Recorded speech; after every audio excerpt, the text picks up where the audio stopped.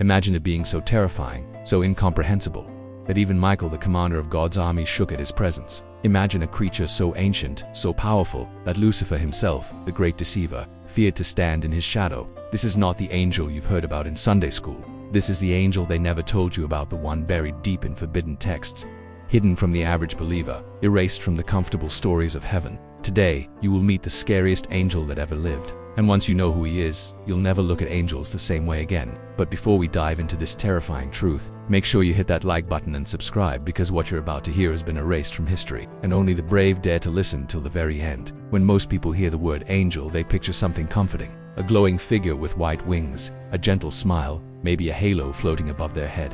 They imagine kindness, warmth, protection. But the truth, in ancient scriptures, angels were described as terrifying, overwhelming, and almost alien beings. Their presence inspired fear, not comfort. When angels appeared to humans, the first words they almost always spoke were, "Do not be afraid."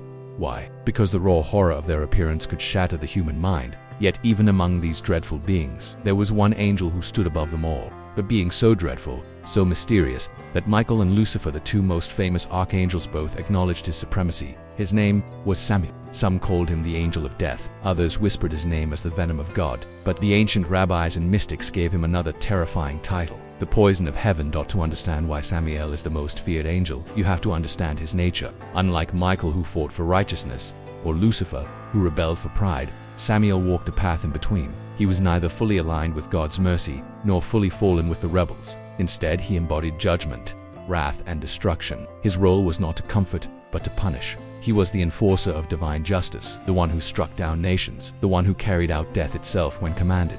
And while Michael wielded the sword of protection, Samael carried the sword of execution.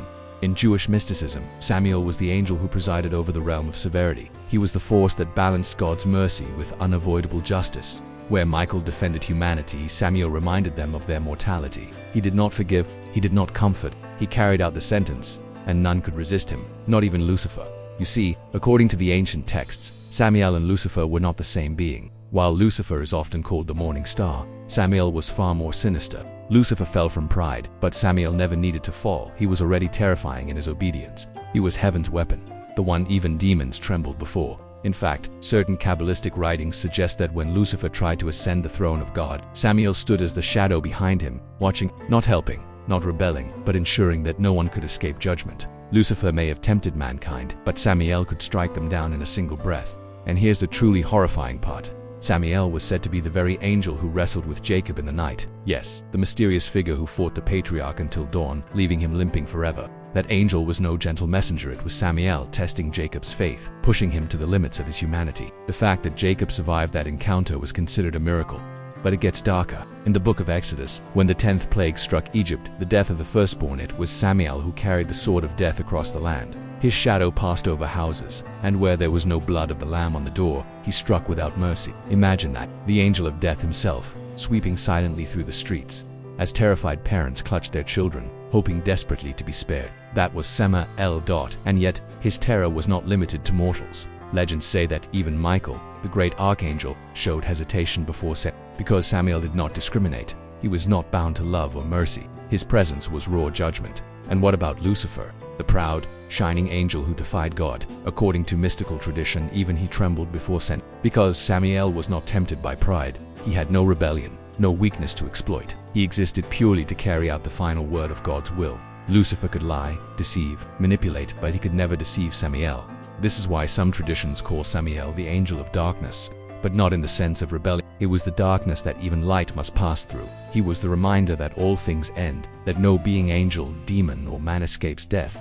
And this is where the true fear lies. Samael was not evil. He was necessary. But Samael's legend doesn't stop there. In apocryphal writings, he is connected with Lilith, the so-called first wife of Adam. Together, they formed a terrifying union, the angel of death and the mother of demons. This bond made Samael even more feared, because it tied him not only to heaven, but also to the shadowy forces of earth. Through Lilith, he gained influence over humanity's darker desires. Through heaven, he wielded divine authority. That combination made him unstoppable. Now, here's the hook that will keep you awake tonight.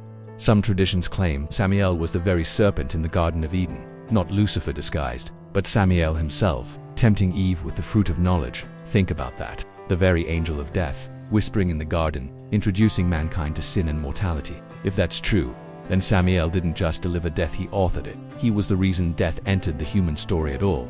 But if Samael was so horrifying, why did God allow him to exist? That's the chilling mystery. Ancient scholars say Samael was necessary because without judgment, creation collapses. Without death, life becomes meaningless. Samael was the shadow of God's light, the balance to his mercy, the executioner of his justice.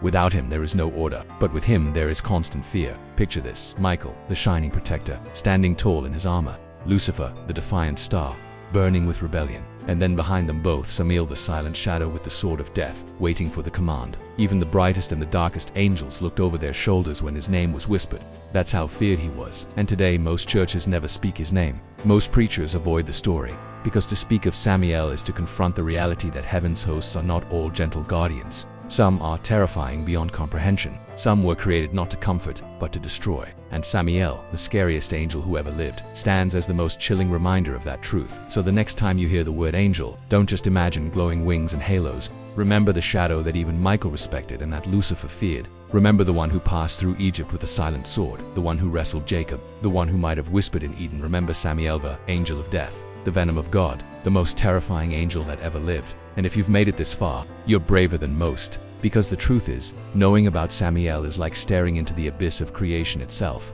The question is, if Samael stood before you tonight, would you survive his gaze, or would you, like so many before, collapse beneath the weight of the angel of death?